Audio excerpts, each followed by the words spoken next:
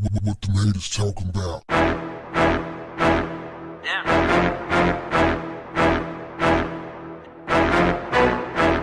What's up, family? There are few things that is more satisfying to a loving father than seeing his own son do better than him at a younger age.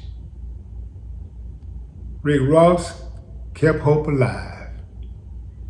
He gifted his 16-year-old son, William Roberts, who shares his name, not a pair of Jordans or a Rollie or a fancy whip, a chain. He gifted him his own Wingstop franchise location.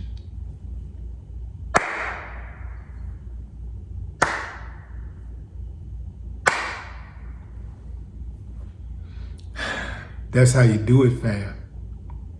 That's how you do it. Now, I know everybody ain't able. Everybody ain't got that kind of money that Rick got. But I'm going to tell you something I know for a fact.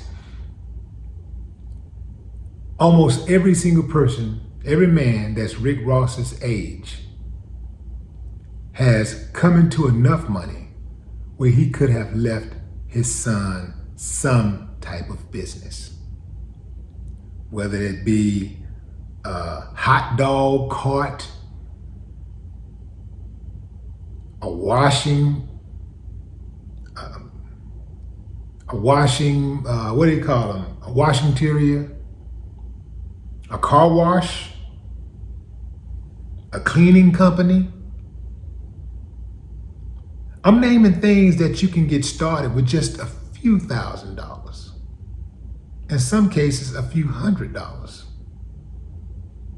That you can get started where you have to be frugal and you be innovative, but you can start businesses with just a couple $1,000s. And I know there ain't too many people that have lived to be Rick Ross's age. Rick Ross, I think, is somewhere around 44 something, 43 maybe. There are a few people, few men that have lived his age that have not had at least a couple of $1,000 extra dollars.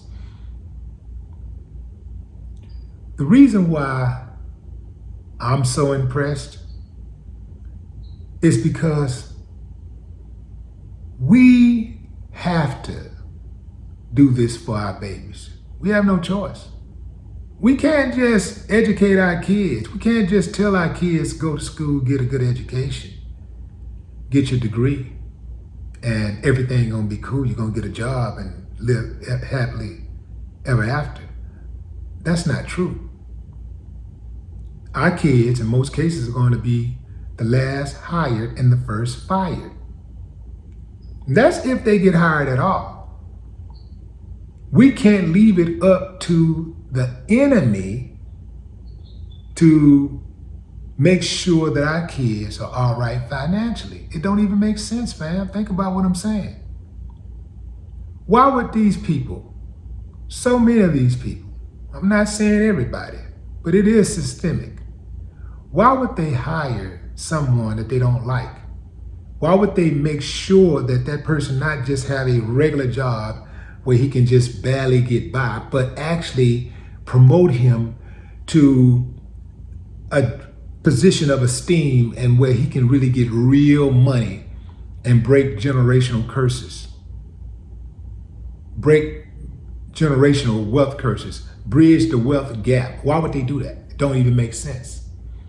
We gotta do it.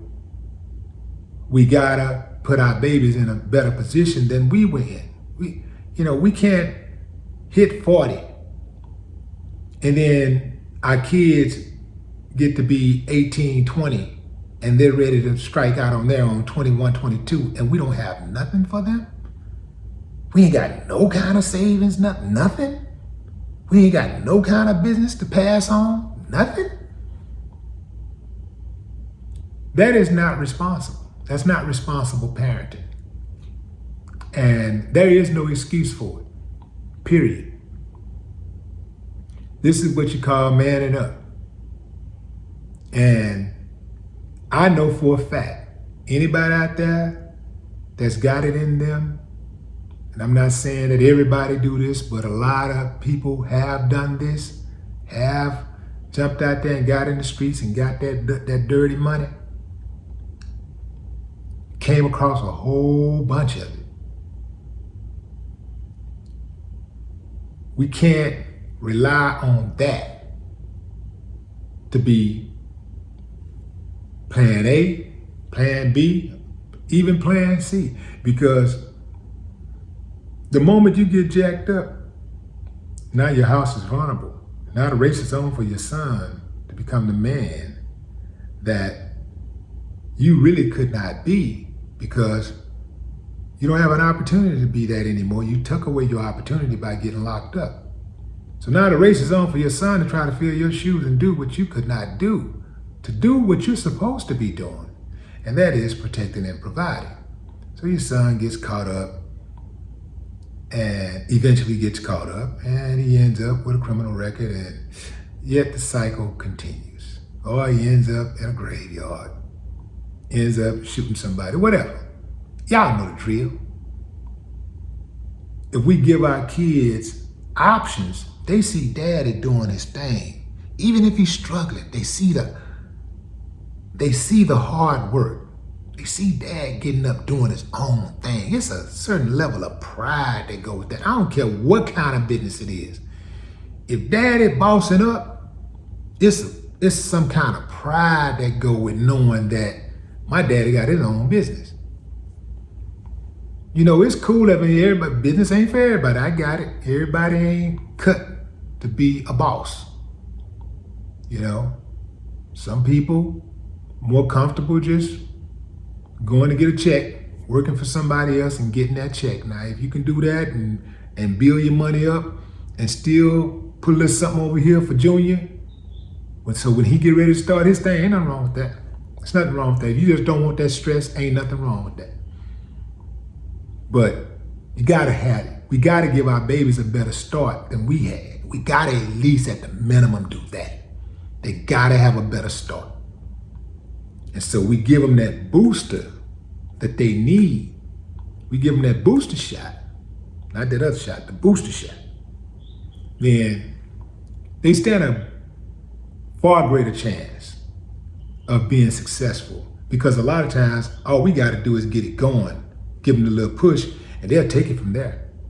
But they gotta have something to get started, and we can't expect them to go get it from the man or somebody else.